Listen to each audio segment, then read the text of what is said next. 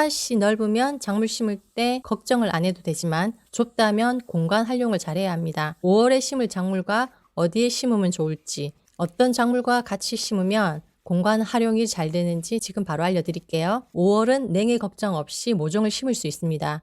일단 심어만 놓으면 비싼 야채 사지 않아도 되고 친환경으로 키운다면 맛과 건강까지 챙길 수가 있어서 정말 좋죠. 5월에 무조건 심어야 하는 필수 작물은 고추입니다. 고추는 고춧가루용 고추, 땡초, 당조고추 등 다양하게 나오는데요.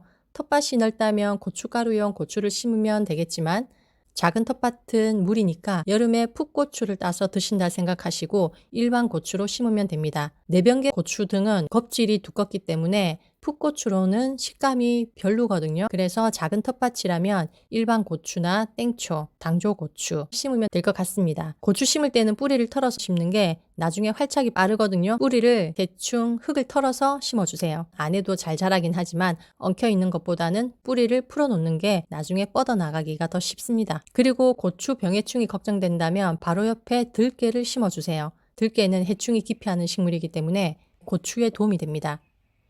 들깨를 심으면 잎도 먹을 수 있고 나중에 기름을 짤 수 있는데요. 고추보다 키가 높지 않게 키워주시면 됩니다. 지금 심으면 가을까지 무한 리필해서 먹을 수 있으니까 고추 옆에 심어주시고 만약에 밭이 넓다면 텃밭 둘레로 심어도 좋습니다. 오이는 물만 주면 잘 자라요. 지금 모종상에 가면 많이 나와 있는데요. 조선 오이 다다기 중에서 어떤 요리를 할지 생각을 하고 심으면 될 것 같습니다. 여름에 드시기 위해선 오이를 꼭 심어야죠. 여름엔 가만히 있어도 땀이 흐르잖아요. 수분만 빠져나가는 게 아니라 염분이나 미네랄, 비타민도 몸속에서 같이 빠져나가요. 그래서 오이는 수분, 비타민, 미네랄을 보충해주고 더위로 인해 올라가는 체온도 내려주기 때문에 심는 게 좋죠. 오이를 심었다면 오이 옆에 가지를 심으면 좋은데요. 오이는 덩굴성으로 자라고 가지는 수직으로 자라기 때문에 공간 활용이 효율적이고 서로 보호하는 작용을 해서 윈윈이 됩니다. 토마토는 항암식품으로도 유명합니다. 일반 토마토, 방울토마토 중에서 골라 심으면 될 것 같은데요. 방울토마토는 방치해놔도 잘 자라는 편이지만 일반 토마토는 방울토마토보다 크기 때문에 칼슘이나 영양이 부족하면 토마토 밑이 시커멓게 변해요. 그래서 영양 공급을 잘 해줘야 되는데요. 농사 초보는 큰 토마토보다는 방울토마토를 추천드립니다. 병충해도 강하고 따고 나면 또 금방 수확할 수 있고 먹는 재미도 있고 수확하는 재미도 있어요. 그리고 토마토 아래에는 바지를 심으면 좋은데요. 토마토와 바지를 같이 키우면 공간 효율성도 좋지만 토마토 향을 더 강화시킵니다. 수박은 일반 수박, 애플 수박, 복수박이 있죠. 밭이 넓으면 중간에 심어도 상관이 없지만 밭이 좁다면 지주대를 세워서 위로 올라가게 해도 좋죠. 저는 올해 복수박만 심었습니다. 친환경으로 키워보니까 복수박이 훨씬 더 맛이 좋았던 기억이 있어요. 여름에는 수박만한 먹거리가 없습니다. 아무리 맛있는 아이스크림이나 카페 음료도 수박을 따라오지 못하죠. 일하다가 열감이 느껴지면 냉장고에 있는 수박 꺼내서 먹으면 열도 바로 내려가고 갈증도 없어집니다. 수박이 여름에 나오는 이유가 있다니까요. 수박은 햇볕이 잘 드는 밭, 가장자리에 옥수수 아래 심으면 해충도 막아주고 서로 좋아요. 옥수수는 위로 자라고 수박은 아래쪽으로 자라니까 풀 걱정도 없고요. 옥수수는 4월부터 파종을 하기도 하지만 5월에도 많이 심습니다. 옥수수는 키가 크기 때문에 밭 가운데 심으면 절대 안 되고요. 밭 가장자리나 울타리 주변으로 심으면 좋습니다. 다만 옥수수는 거름을 많이 필요로 하기 때문에 거름을 많이 주셔야 합니다. 그리고 옥수수도 품종이 다양한데 섞어서 심게 되면 옥수수가 수확할 때 짬뽕으로 나오거든요. 그래서 한 종류만 심으셔야 됩니다. 고구마는 밤고구마, 자색고구마, 꿀고구마, 호박고구마 등 다양하게 나오죠. 저는 꿀고구마를 제일 좋아합니다. 당도가 높고 맛도 좋아서 말이죠. 고구마를 심어야 하는 이유는 혹시 그거 아세요? 고구마 잎이 시력에 좋다는 거? 고구마 잎은 나물로도 무쳐 먹고요. 말려서 차로 끓여 마셔도 됩니다. 시력 회복에 좋다고 하죠. 고구마는 잎부터 줄기, 뿌리까지 버릴 게 하나 없거든요. 지금 심으면 4달 후에 수확을 할 수 있으니까 고구마 줄기를 많이 드시고 싶다면 거름을 많이 뿌리시고 고구마 뿌리를 수확하고 싶다면 조금 척박한 땅에서 키우면 됩니다. 호박은 주키니 호박, 맷돌 호박, 단호박 등 다양하죠. 저는 주로 맷돌 호박을 심습니다. 애호박, 호박잎, 늙은 호박까지 먹죠. 근데 호박은 자리를 정말 많이 차지하기 때문에 밭 가장자리에 심는 게 좋습니다. 옥수수도 가장자리에 심으니까 옥수수 아래 수박이나 호박을 심으면 공간 활용에 좋겠죠. 참깨는 지금 바로 직파하셔도 됩니다. 검은 깨와 일반 깨 중에서 선택하면 되는데요.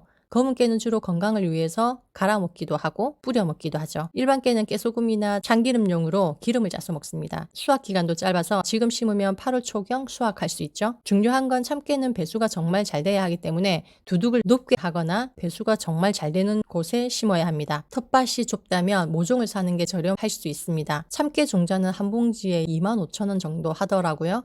만약 직파를 한다면 한 구멍에 씨앗을 2개씩만 넣어주세요. 그러면 참깨를 쏟을 일도 없고 한 번 작업으로 일을 마칠 수가 있으니까 효율적이죠. 참깨 심는 곳에는 토란을 옆에 심으면 서로 상호작용에 의해서 좋습니다. 여유가 있다면 수세미 심는 것도 좋거든요. 수세미 하나의 가격을 보니까 약 5,000원 정도 하던데요. 몇 년 전에 한번 키워서 설거지할 때 사용해보니까 좋아서 올해도 심었습니다.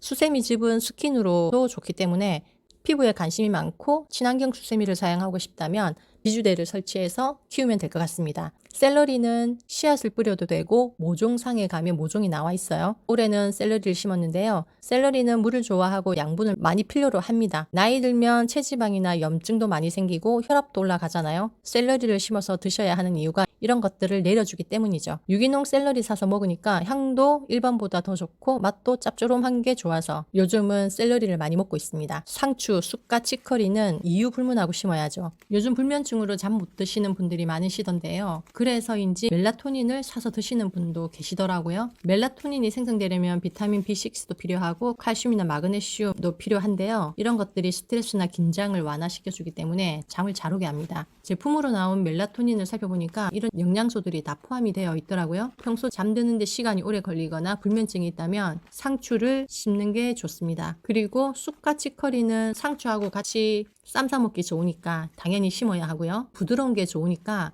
약간 키가 높은 작물 아래 심으면 될 것 같아요. 뭐 옥수수나 아니면 울타리 밑에 이런 데 있죠. 열무는 이번에 수확을 했어요. 수확을 해서 김치를 담아서 먹고 있는데요. 열무를 다시 뿌릴 예정이거든요. 지금 열무를 뿌려주면 이번 달 안에 수확해서 열무 물김치를 담글 수 있을 것 같은데요. 열무는 기본 영양분에 물을 자주 줘서 빨리 크게 하면 벌레가 먹기는 해도 심하게 먹지는 않으니까요. 친환경으로 키워서 열무김치를 담궈보세요. 정말 맛있습니다. 지금까지 공간 활용을 극대화하면서 심을 수 있는 작물에 대해서 말씀드렸는데요. 이 외에도 생강, 우엉, 땅콩을 심어도 됩니다. 텃밭이 좁다면 최대한 자주 먹는 작물을 선택해서 심는 게 좋을 것 같습니다. 도움이 되셨다면 좋아요 부탁드릴게요. 감사합니다.